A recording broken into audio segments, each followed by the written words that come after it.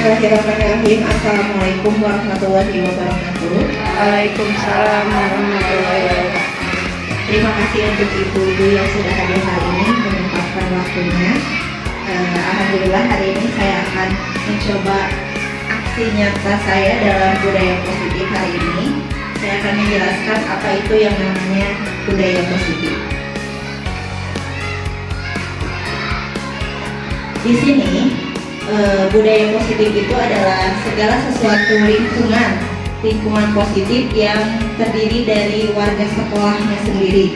Jadi warga sekolahnya itu bisa saling mendukung, saling belajar, saling bekerja sama sehingga tercipta kebiasaan-kebiasaan baik. Dari kebiasaan baik itu menjadi tumbuh adanya karakter-karakter baik di sekolah, dan akhirnya karakter-karakter ini menjadi kebiasaan-kebiasaan baik sehingga membentuk kebudayaan positif.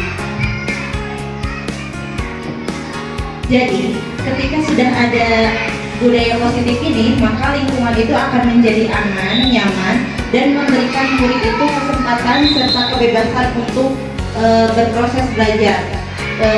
Kemudian berproses belajar dalam membuat kesalahan, kemudian belajar lagi sehingga mampu menerima dan menyerap suatu pembelajaran. Jadi di sini itu kita meminta murid itu supaya muncul kebiasaan-kebiasaan atau karakter positifnya dari siswa, dari internalnya gitu, dari dalam dirinya. Budaya positif ini, bagaimana bisa terjadinya budaya positif? Kita harus menciptakan disiplin positif dulu. Kemudian setelah ada disiplin positif itu ada motivasi perilaku manusia. Kemudian ada keyakinan kelas kalau kita yang sering dengar ya. Kemudian ada posisi kontrol guru dan segitiga restitusi. Jadi untuk memunculkan budaya positif ini harus ada kelima tahapan ini.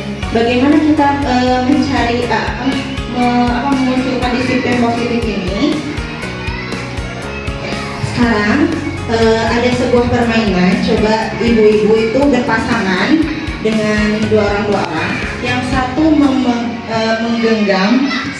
sedang menggenggam sesuatu yang sangat berharga. Gitu. Apapun itu, pokoknya di dalam genggaman ini ada yang berharganya. Kemudian yang satu lagi temannya itu mencoba membuka yang ada di dalam genggamannya.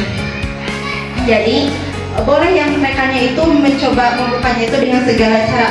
Boleh dengan membujuk, menghardik, mengintimidasi atau menggoda, mengkritik, bahkan menawari, misalnya tadi diiming-imingi uang supaya bersedia membukanya. Yuk, maka dicoba ibu-ibu.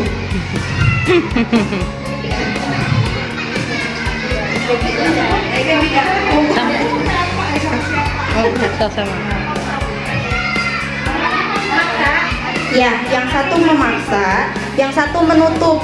Jadi apakah yang satu itu mau membuka atau tidak? Nah, yang satu lagi berusaha untuk membukanya gitu. Penasaran gitu di dalam genggaman itu tuh ada seperti apa gitu, ada barang berharga apa gitu. Boleh supaya menggodanya, supaya membukanya itu boleh dengan cara terserah, mau dibuka boleh, mau tidak nggak apa-apa. Itu tergantung dari ibu-ibu.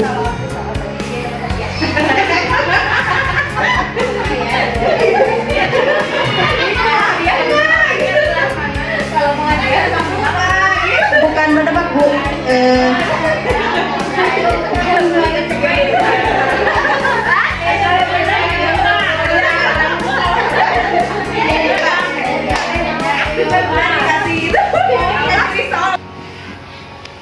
Apakah ada ibu-ibu di sini yang mau buka tangannya? Ada. Ada, katanya ada ya. Coba kita tanyakan kenapa dibuka tangannya. Yang pertama karena Neica teh bilangnya mau ngasih risoles. Sayang sama Neica, kasihan dia udah mau melas-melas atuh bu kan ya udah, kan sayang sama Neica. Kan cuma pengen tahu. Di sini ada lagi, apakah ibu-ibu ada yang menutup tangannya, yang tidak mau membuka tangannya? Oke. Kenapa Bu? Kan tadi menebak, kalau dia tebakannya benar akan saya buka gitu. Kalau salah ya maksudnya itu sampai tebakannya betul saya buka. Jadi di sini itu diibaratkan kenapa genggaman itu ada barang berharga, kita identikan dengan siswa di kelas. Siswa itu bisa terkontrol, misalnya mau menuruti apa keinginan gurunya itu karena atas keinginan dirinya sendiri gitu. Jadi mau membuka atau menutup tadi ya seperti ibu-ibu yang lakukan itu tergantung dari ibu-ibunya mau membuka atau menutup. Karena kalau misalnya ada yang faktor internalnya, ada yang faktor eksternalnya. Kalau faktor internalnya itu mungkin dari ibu-ibunya ya sudah, nggak apa-apa dibuka aja. Tadi ya kata Bu Eva, ada sayang gitu ya sama teman. Gitu. Karena kan itu dari di dalam dirinya sendiri. Kalau misalnya faktor eksternalnya tadi ya kata Bu Febri, kalau misalnya jawabannya salah, yang akan dibuka. Kalau misalnya jawabannya betul, ya dibuka gitu. Jadi ada faktor internal eksternalnya di luarnya, jadi ada pemicunya. Jadi sama halnya di kelas. Jadi posisi anak-anak itu mau mengikuti arahan kita itu karena mereka mau membuka. Ya udah gitu, ikutin aja dari ibu gurunya.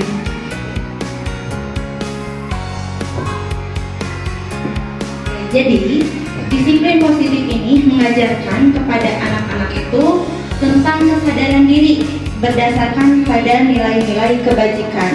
Disiplin positif ini lebih fokus pada disiplin internal yang memungkinkan siswa itu mengontrol tindakan mereka sendiri. Dengan disiplin diri, siswa dapat memahami dan menyadari tindakan mereka berdasarkan motivasi internal, bukan karena pujian atau hukuman.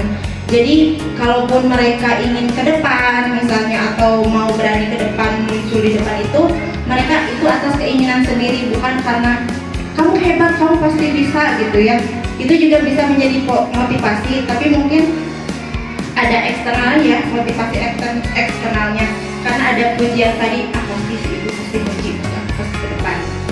Jadi diharapkan di dalam disiplin positif ini sadar siswa itu, jadi ada kesadaran dari dalam dirinya sendiri, bukan karena nggak mau ke depan, takut dihukum sama ibu gitu ya, misalnya kayak berdiri di depan atau menulis berapa lembar gitu, bukan karena itu kemauan siswa ke depan atau berani tampil ke depan, jadi karena motivasi internalnya. Kenapa bisa kayak gitu? Karena biasanya ada 3 motivasi perilaku manusia. Yang pertama, biasanya pernah nggak merasa, aduh saya datang ke sekolah nih takut dimarahin oleh ibu kepala sekolah.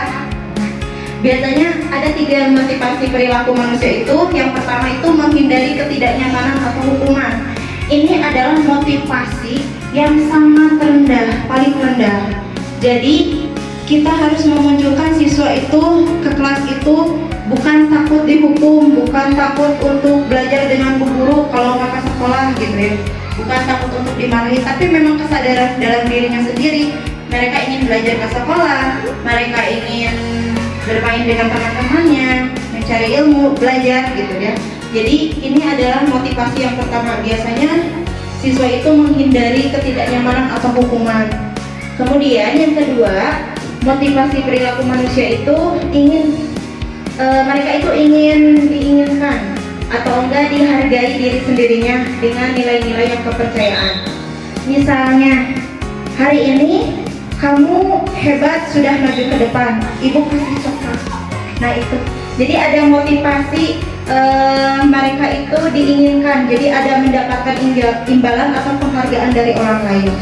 Jadi biasanya siswa itu bermotivasi untuk bisa maju ke depan atau membuat pertanyaan atau misalnya apapun itu, mungkin ada motivasi eksternalnya. Biasa yang kita lakukan seperti itu ya, sama saya juga di kelas seperti itu. Kemudian yang ketiga yaitu mendapatkan imbalan atau penghargaan dari orang lain. Untuk mendapatkan imbalan atau penghargaan dari orang lain, motivasi ini akan bertanya dan menjadi seperti apa bila saya dilakukan. Biasanya motivasi ini mereka yakini dan dihargai.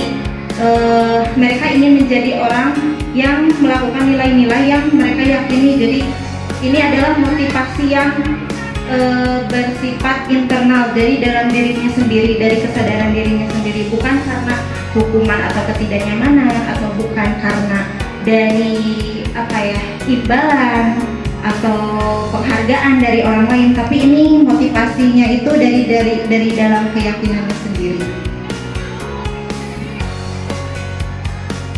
Untuk memunculkan motivasi itu, maka di kelas itu kita harus membuat keyakinan kelas. Kenapa kita harus membuat keyakinan kelas? Karena untuk memunculkan motivasi internalnya itu. Jadi motivasi disiplin, saling menghormati, saling menghargai, itu untuk memunculkan itu ya dari internalnya, bukan dari eksternalnya. Di sini untuk membuat keyakinan kelas itu biasanya guru dan siswa itu membuat sebuah keyakinan kelas dengan berdiskusi. Siswa itu bisa mencurahkan pendapat-pendapatnya untuk membuat keyakinan kelas. Hasil dari diskusi ini itu berupa pernyataan universal.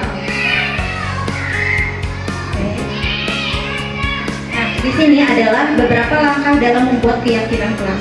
Biasanya kalau kita membuat keyakinan kelas ya, sebelum saya mengenal ini juga ya udah anak-anak nulis ke depan gitu ya. Peraturan kelas mana? Peraturan kelas apa saja nih yang harus kita sepakati bersama? Biasanya seperti itu ya. Tidak boleh mengejek, tidak boleh bertengkar, tidak boleh mengobrol, biasanya seperti itu ya. Nah, di dalam keyakinan kelas ini, jadi pertama-tama siswa itu mencurahkan pendapat dulu tentang peraturan kelas. Nanti siswa itu disuruh nulis, misalnya tidak boleh ngobrol, tidak boleh telat datang ke sekolah, harus tidak boleh tidak mengerjakan PR, misalnya seperti itu ya kalimat-kalimatnya itu. Nah, dari kalimat negatif ini ada kata tidaknya, kita rubah menjadi kalimat positif.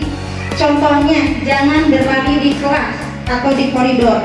Kita rubah menjadi kalimat positif menjadi berjalanlah di kelas atau koridor. Jadi kalimat negatif ini jadi kalau ada kata jangan tuh berarti akan ada hukuman gitu. Kalau misalnya berjalan yang di koridor, berarti itu atas kesadaran diri sendiri internalnya. Oh, saya harus berjalan di koridor, tidak boleh berlari. Seperti itu ya. Jadi nanti kalau mau buat keyakinan kelas, tulis dulu saja peraturan-peraturan yang mereka yakini gitu ya sehari-hari. Nanti kata-kata negatifnya ibu-ibu rubah menjadi kalimat positif. Di sininya sebelah sini peraturan, di sini kalimat positif. Nah, setelah ada kalimat positif, nanti rubah lagi di sebelah sininya, sebelah kirinya lagi ada itu yang namanya nilai kebajikan. Nilai kebajikan itu contohnya seperti ini. Selanjutnya murid-murid menemukan nilai kebajikan keyakinan dari peraturan tersebut. Contohnya berjalan di kelas. Nah, dengarkan dulu, datang tepat waktu itu ada di bawah satu nilai keyakinan, yaitu saling menghormati. Kan kalau berlari misalnya berjalan di kelas, dengarkan dulu, itu satu keyakinan, yaitu keyakinannya yaitu saling menghormati satu sama lain. Jadi kalimat di dalam keyakinan kelas ini menjadi kalimat positif yang mereka akan yakini di dalam situnya itu ada nilai-nilai kebajikan. Kemudian setelah dirubah menjadi menjadi ada nilai kebajikannya, nanti itu yang akan merupakan kesepakatan bersama dengan siswanya. Dilihat lagi bersama-sama peraturan yang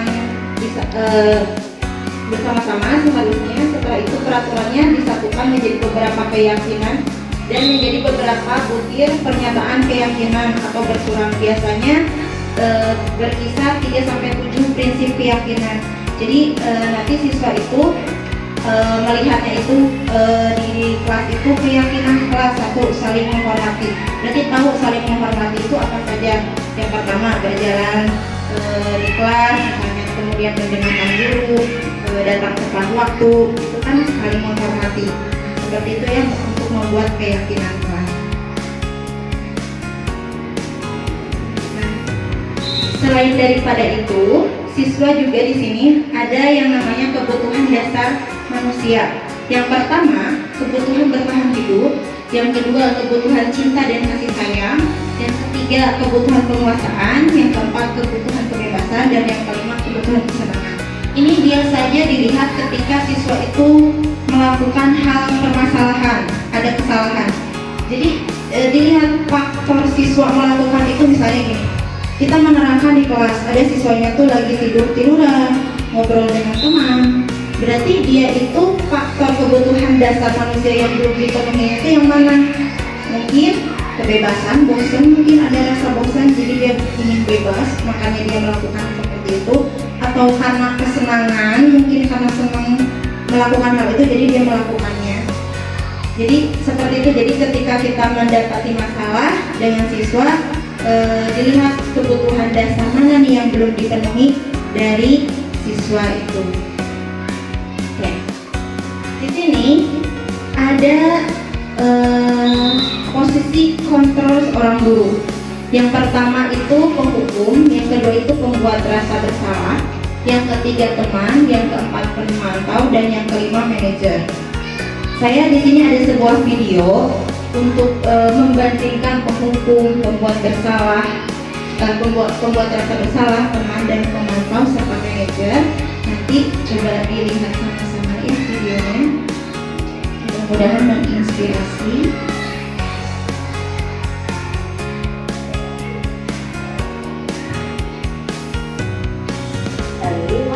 Posisi manajer. Untuk lebih memahami suatu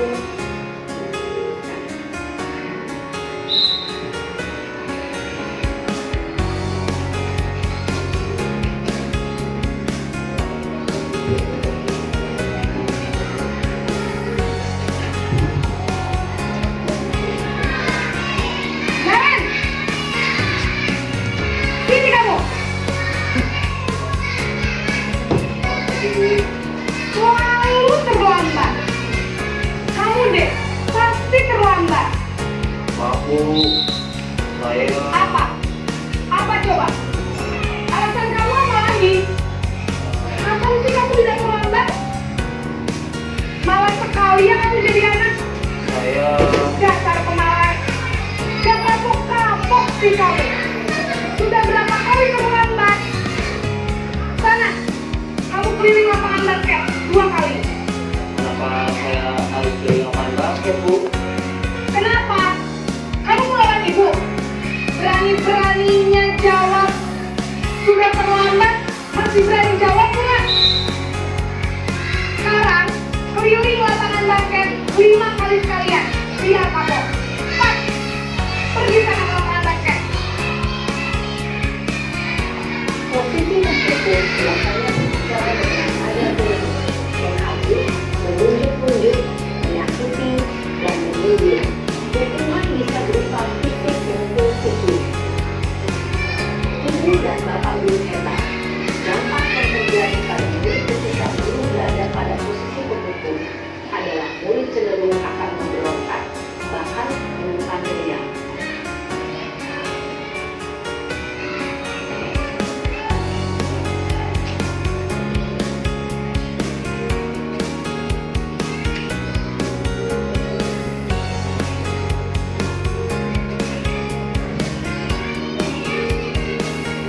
Naren,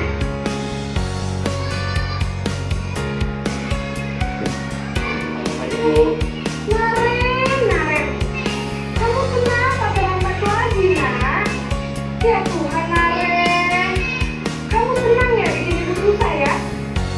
Kalau kamu terlambat lagi, nanti ibu yang ditegur sama kepala sekolah, nak. Disangka ibu tidak bisa membina kamu. Duh, gimana ini? Maaf, Bu. Duh, Gusti Naren. Kamu susah ya kalau ibu tegur bapak kepala sekolah. Terus, sekarang ibu harus tulis apa ini di buku absen? Ini kamu sudah sering terlambat loh. Ibu harus apa coba? Maaf, Bu. Maaf sekali. Ya sudah, lain kali jangan bikin susah lagi, anak ya. Ibu tidak akan kuat lagi kalau kamu begini terus.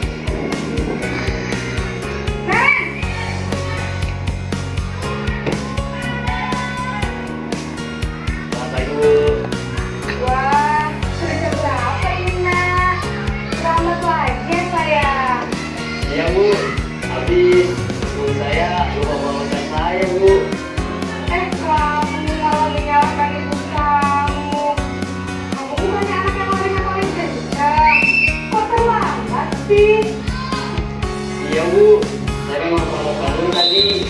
Jadi biarpun saya lari kencang, tetap kondusif ya Bu. Ya sudah sana. Nanti lain kali larinya lebih kenceng lagi ya. Biar gak terlambat lagi. Bikin seneng ibu. Seperti ibu. Bisa kan? Bisa lah Bu. Ya sudah sana mau sekolah. Ibu beresin urusan absen kamu. Kamu ini ada saja. Dalam posisi teman, guru berbicara dengan nada suara ramah, akrab, cenderung bersenda gurau untuk menjaga suasana tetap santai. Murid akan merasa senang, aman, dan akrab dengan guru. Identitas yang tercipta adalah identitas sukses atau berhasil. Namun, perlu diingat, karena ini masih dorongan eksternal, maka ada faktor ketergantungan dari murid kepada orang tertentu. Di sini, guru absennya, sehingga di lain waktu, murid bisa berperilaku baik, namun hanya pada orang-orang tertentu saja.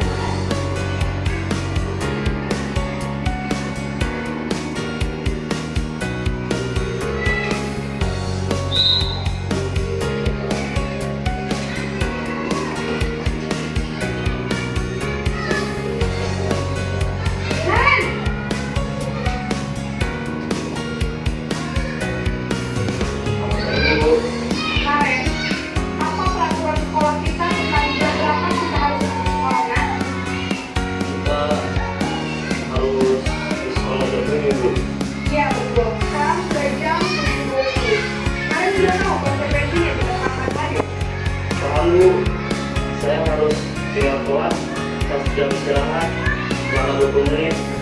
Iya benar, konsekuensinya demikian. Jadi nanti jam 9.30 pas istirahat, kamu harus tinggal di kelas, kerjakan tugas tambahan untuk ketinggalan kamu, ya? Baik Bu. Posisi pemantau mengandalkan perhitungan atau data untuk mengontrol murid. Guru mengarahkan murid berdasarkan peraturan dan konsekuensi. Seorang pemantau menunjukkan bahasa tubuh dan ekspresi wajah yang datar dan cenderung formal.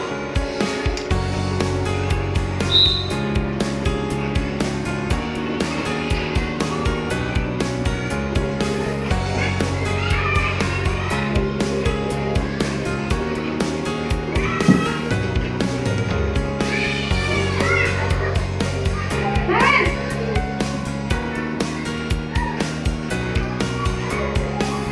Baik Bu. Selamat pagi, Karen. Maaf Bu, saya terlambat. Ya, sekolah masuknya jam 7, sekarang sudah jam 7.20. Jadi sekarang bagaimana ini, Karen? Maaf Bu, saya lupa cara saya semalam. Baiklah, menurut kamu, keyakinan sekolah yang mana yang perlu kamu tingkatkan? Menghargai diri sendiri dan orang lain mungkin ya Bu. Jadi, apakah Karen yakin prinsip saling menghormati tersebut? Iya Bu, saya meyakininya. Apakah Karen bersedia memperbaiki masalah keterlambatan ini? Bersedia Bu. Bagaimana kamu akan memperbaiki masalah keterlambatan ini? Saya akan coba untuk tidak lupa menyetel alarm saya Bu. Baik, kalau Karen lupa menyetel alarm di rumah, ada orang yang kira-kira bisa bantu mengingatkan tidak? Ada Bu, kakak saya, Kak Emma. Ada lagi selain Kak Emma? Selain Kak Emma, ada ibu saya. Baik, jadi yang mengingatkan Karen adalah Kak Emma dan ibu kamu ya. Kira-kira akan mulai set alarm kapan nih Karen? Setelah pulang sekolah, akan segera saya lakukan. Baik, jadi Karen akan setel alarm untuk bangun besok pagi dan akan diingatkan oleh kakak dan ibu dan Karen ya. Ada lagi yang mungkin perlu dilakukan Karen agar tidak terlambat bangun lagi. Tidak ada Bu. Baik Karen, terima kasih untuk kerjasama kamu. Sekarang kamu perlu kembali ke kelas untuk belajar. Baik Bu, terima kasih. Posisi manajer adalah posisi kontrol yang disarankan untuk membimbing murid memiliki sifat disiplin yang positif, yaitu murid yang mandiri, bertanggung jawab, dan dapat memecahkan masalah. Tujuan dari posisi ini adalah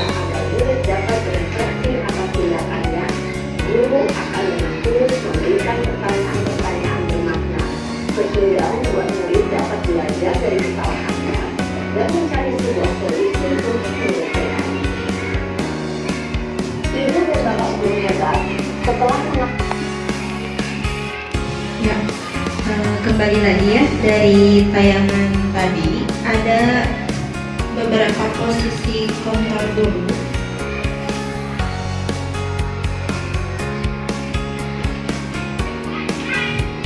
Posisi kontrol dulu ketika kita mendapati murid itu sedang bermasalah.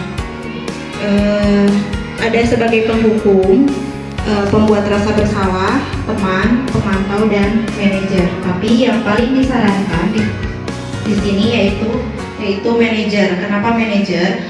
Karena guru di sini itu tidak langsung menyalahkan atau tidak langsung menghukum dan tidak memberikan rasa bersalah kepada muridnya, tapi menanyakan alasannya kenapa bisa terjadi masalah seperti ini, dan kita pun diajak berdiskusi dengan muridnya, dan muridnya pun bisa menyadari kesalahannya dan mereka pun mencari solusinya dari permasalahan yang ada.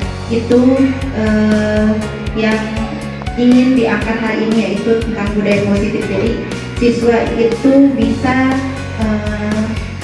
merefleksikan masalahnya, kemudian memberikan solusi dari masalah yang sudah terjadi, seperti itu. Nah, bagaimana dalam pendekatannya untuk posisi manajer ini, yaitu dengan segitiga restitusi, di mana pertama-tama kita itu harus menstabilkan identitas, di mana bagian ini, pertanyaan ini, yaitu tidak menyalahkan murid.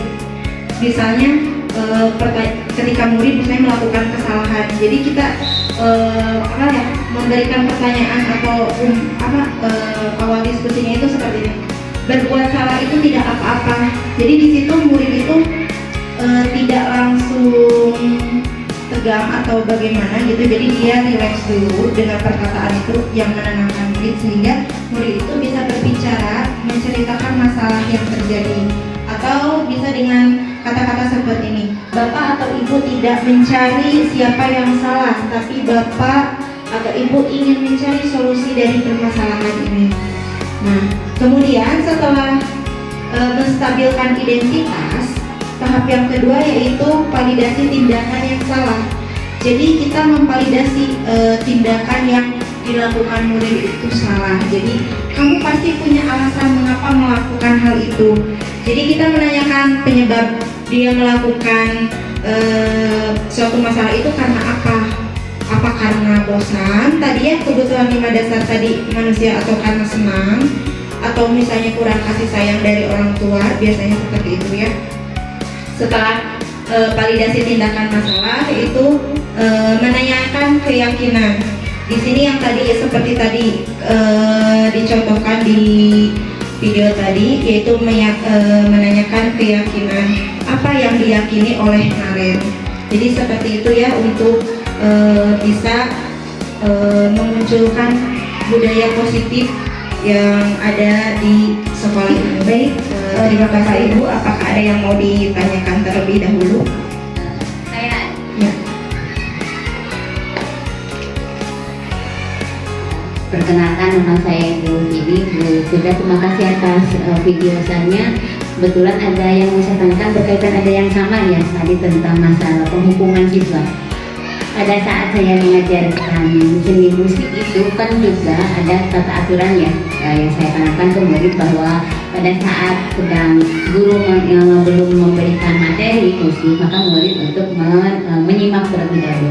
Namun ada kalanya karena musik itu menggunakan alat peraga, sehingga siswa yang sudah bisa itu dia langsung main kan. Nah, untuk memberikan bukan hukuman, maksud saya supaya si siswa itu tidak bermain-main terlebih dahulu, itu saya langsung mengejar.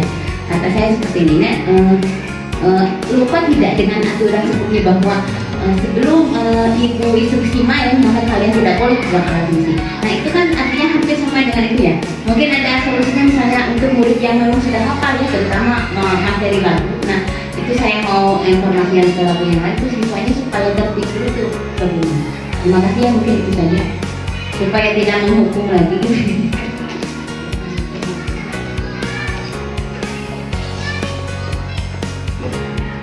Terima kasih Bu Vidi untuk pertanyaannya.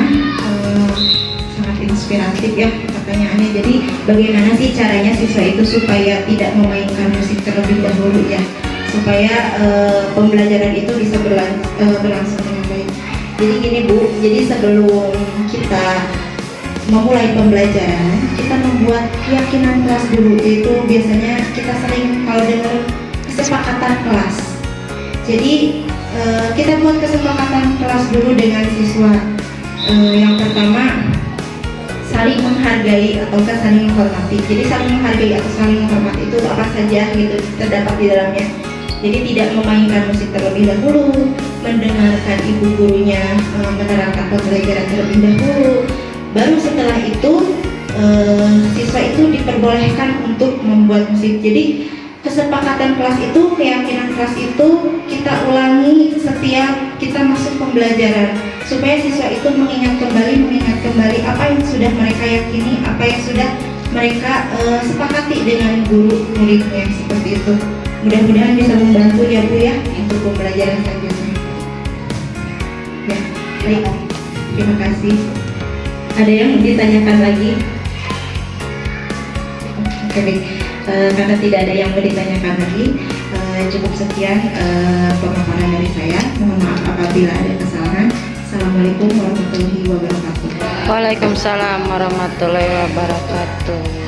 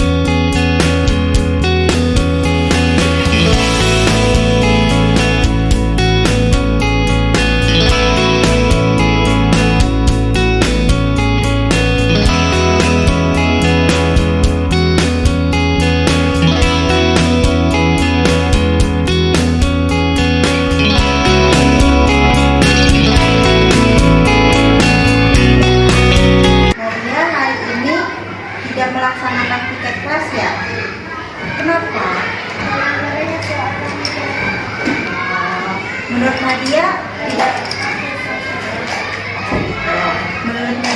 tidak melaksanakan tiket itu merupakan suatu kesalahan atau tidak? Oh, setiap orang pasti melakukan kesalahan ya Nadia. Jadi tidak ada orang yang tidak melakukan kesalahan. Jadi tidak ada orang yang sempurna. Kemudian alasan Nadia tadi tidak tiket apa?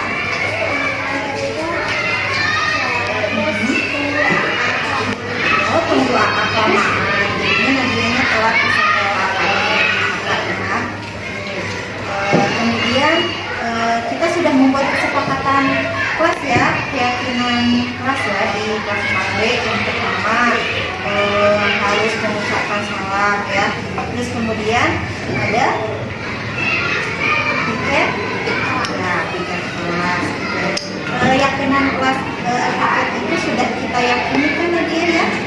Sudah ya.